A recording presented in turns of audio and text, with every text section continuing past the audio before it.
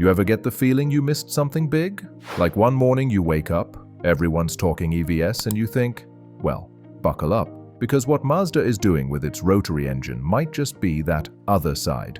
And it's more than nostalgia. This is a story about revival, risk, engineering, and whether a 60-year-old idea could flip the script on electric vehicles. Maybe there's another side to the story? It starts in February 2024. Mazda officially reactivates its rotary engine development group.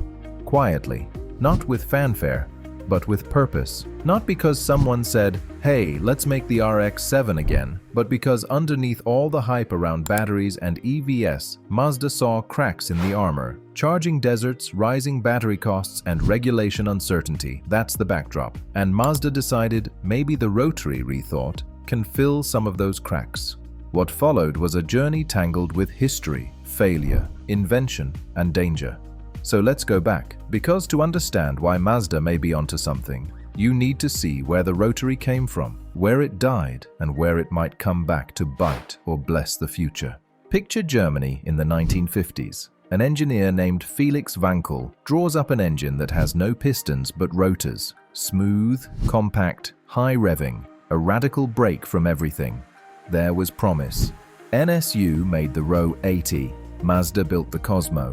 But the promise came with sharp costs, sealing problems, poor fuel efficiency, emissions that couldn't keep up. Back then, if your seal leaks, your compression drops, your emissions shoot through the roof. And governments started tightening the rules. By the time the RX-8 was around, Mazda pushed the Renesas Rotary to relocate exhaust ports, tweak airflow, cut emissions. It was better, but not enough for Europe's Euro 5. In 2010, the RX-8 was pulled from the European market. In 2012, rotary road car production stopped. The dream seemed over. But dreams don't die that easy. Fast forward to 2020 to 2023. Electric vehicles are no longer fringe. Battery pack prices fall. Some reports say about $115 per kilowatt hour by 2024. Charging stations multiply. Still, there are many places, even in rich countries, where EV chargers are patchy. Range anxiety becomes a real concern in long trips or cold weather. Batteries degrade. Replacement is expensive. Governments legislate zero-emissions tailpipes, but policies are often unclear, especially around carbon-neutral fuels or how to regulate mixed powertrains. Mazda sees this tension. What if, they ask, we take the rotary engine but change its role? That what if shows up concretely in the MX-30R EV, launched in 2023. Let me tell you this. The RX-8's Rotary was directly driving wheels, revving to 8,200 RPM, thirsty, raw. This new one doesn't do that. In the MX-30R EV, Mazda uses an 830 cubic centimeter single-rotor rotary engine. It's not connected to the wheels. Instead, it acts as a generator, topping up the battery. You drive off battery power until it's depleted, then the small rotary kicks in to generate electricity. That changes nearly everything. Here are the numbers, because numbers don't lie. The battery is 17.8 kilowatt hours. Official battery-only range, in favorable conditions, is about 53 miles on battery alone.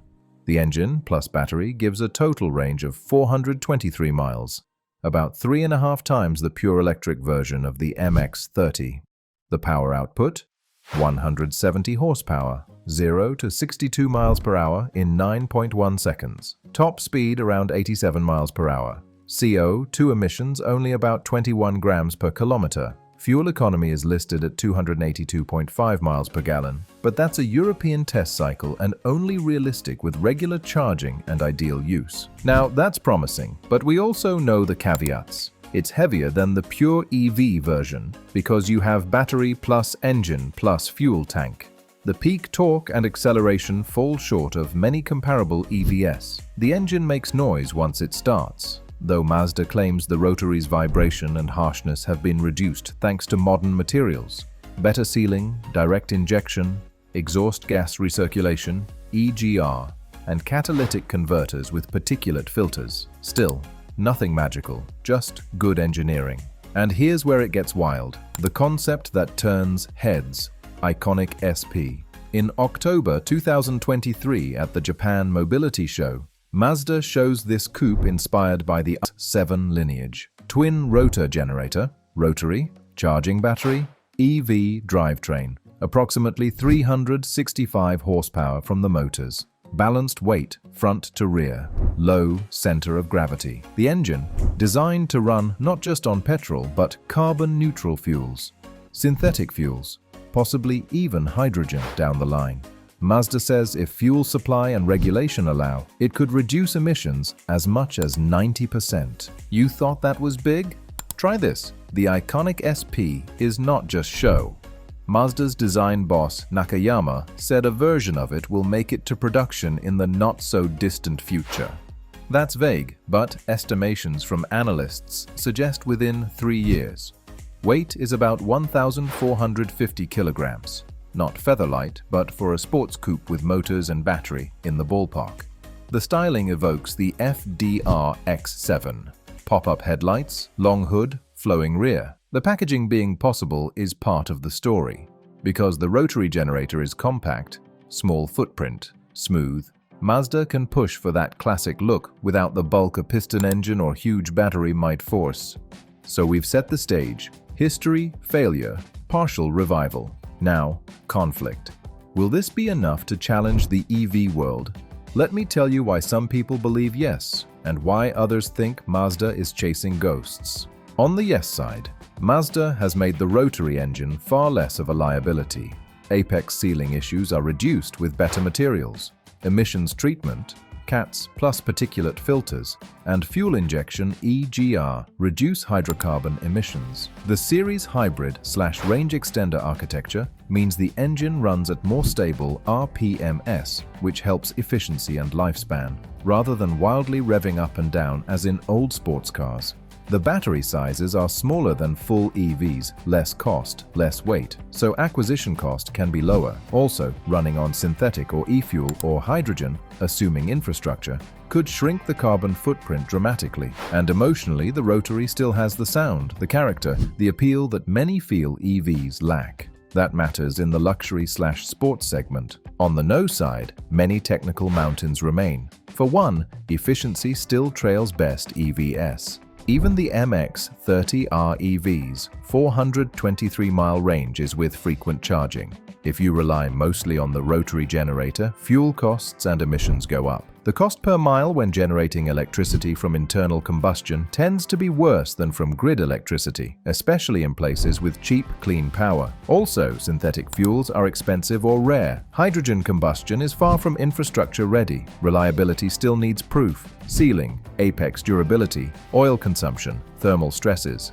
The iconic SP is a concept. Concepts don't always make the journey to production without compromises, and global regulations are hardening. Some markets might not accept any tailpipe emissions, even if carbon-neutral fuel is used. But here's where the suspense kicks in. Mazda might have timed this just right. Because while most automakers are betting everything on battery EVs, there are gaps. For example, rural areas, long-distance travel, places with poor charging networks. Also, buyers who like instant torque of EVs but hate sacrifice in price or range. Mazda's rotating generator model might offer a middle path, EV characteristics, plus backup, plus feeling. So what are the real battlegrounds? First endgame is the Halo sports car, iconic SP or something like it. If Mazda pulls off a production version that retains much of the 365 horsepower, sub 1,500 kilogram weight, classic Mazda feel, and carbon-neutral fuel compatibility that becomes a cultural symbol,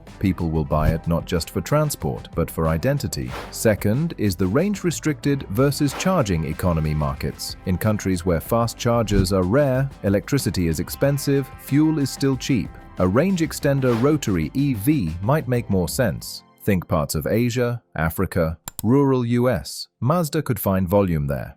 Third endgame, regulation and fuel development. If synthetic fuels or e-fuels become affordable and widely available, then rotary generator architectures become far more credible environmental choices. If countries carve out rules for carbon-neutral tailpipe emissions, then the rotary's downsides shrink. Here's where it gets crazier. What if battery technology also improves in parallel?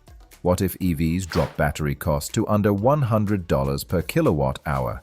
Charging becomes ultra-fast and widespread, and range climbs to 500+ miles at lower cost. That squeezes Mazda's middle ground. Then the Rotary path will need to lean hard on emotion, style, or special use, because the economic or logistical arguments may weaken. Let me share a few comparisons to set perspective. A typical midsize EV today might cost, say, $50,000, have battery of 70 to 90 kilowatt hours, offer 300 to 400 miles range, weigh 2,000 kilograms, and need frequent charging infrastructure. An MX-30R EV, in contrast, uses approximately 17.8 kilowatt hours battery, much lower battery cost, plus a compact 830 cubic centimeters engine, lighter, cheaper to repair or produce, lower emissions in some settings, with total range pushed above 400 miles thanks to hybridization. But the electric motor isn't as powerful. 170 horsepower is modest compared to many EVs doing 300 to 500 horsepower. And resale, maintenance, infrastructure still matter. You know, older Rotaries sometimes required rebuilds every approximately 50,000 to 80,000 miles, depending on usage. Oil consumption was high. Emissions compliance was difficult. Those were deal breakers. Mazda is trying to close that gap with better materials, cleaner combustion, and limiting engine use to stable, efficient regimes, i.e. as generator, not high-revving, constant torque. But whether durability matches EVs, thousands of charge cycles remains unproven. So here's the question we opened with. Can Mazda's new Rotary strategy shake up the EV industry, or is it a stylish sideshow? By now, you've seen what Mazda has done.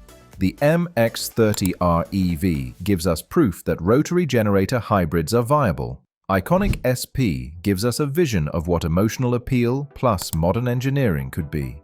Data shows real gains, hundreds of extra range miles, emissions down, power up in concept, but also real limits, cost, infrastructure, regulation, reliability, pure EVs improving fast. We reach the climax of the story here. There are three possible futures. 1. Mazda succeeds. The iconic SP, or similar, goes into production with most concept specs intact. Approximately 365 horsepower, weight approximately 1,450 kilograms, carbon-neutral fuel compatibility, good emissions/tailpipe compliance, and a price premium but not absurd. The battery-rotary combo becomes a new archetype. Not EV purist, but EV hybrid purist. EVs still grow, but buyers have more options. Tesla, BYD, etc. react with improvements in battery density or maybe develop similar generator backups. Regulators adjust definitions of emissions and fuel sources. The Rotary returns as both a technical tool and a brand differentiator. 2. Mazda mostly succeeds in halo cars but fails in mass market. The Rotary generator cars remain niche, expensive, limited regions. EVs continue to dominate volume, especially in urban settings, for lower cost. Buyers who prioritize convenience or maximum range will pick EVs. The Rotary becomes a prestige technology, pet projects, or second cars, not main everyday transport. 3. The improvements aren't enough. Circumstances don't favor Mazda. Grid electricity gets cleaner and cheaper. Battery costs fall faster than expected. Charging infrastructure becomes ubiquitous. Synthetic fuels remain expensive. Regulation in key markets disallows even small emissions. Then Mazda's Rotary gamble gets squeezed out. Rotary might survive in racing or exotic cars, but not used by mass brands. And here's where you, the viewer, need to watch. 3 levers that will decide which future happens. If Mazda gets regulatory approval for carbon-neutral fuel in large markets, Europe, US, China, that's huge. If synthetic fuel supply and cost drop to scale, that's another. If battery tech improves faster than expected, cost per kilowatt hour drops, charging speed goes up, public fast chargers everywhere, that hurts the case for Rotary hybrid. And finally, reliability. If Mazda's new Rotaries can last 200,000 miles or more with minimal maintenance, that turns skeptics into believers. To close, let's look at what's already happening right now. The MX-30R EV is in market. It shows how a small rotary generator can push range up to 423 miles, give you low emissions, and a lower cost base than pure EVs in many places. The iconic SP shows potential and intent. But production versions have not yet shown all the specs in real world yet. So, what should you look out for in the coming months? Will you hear about a production iconic SP with price, range, real emissions certified? Will synthetic fuel deals or hydrogen combustion rotary pipelines emerge? Will battery tech keep erasing the gaps? These are your markers. You thought today's EV world was settled. It isn't. The story is just entering one of its darkest, most thrilling chapters, and Mazda might be one of the authors. If you like stories like this, where tech, risk, legacy, and future all collide, smash that subscribe. If you already have thoughts, drop them in comments. Do you believe a rotary revival can truly topple EV dominance, or is it a beautiful distraction?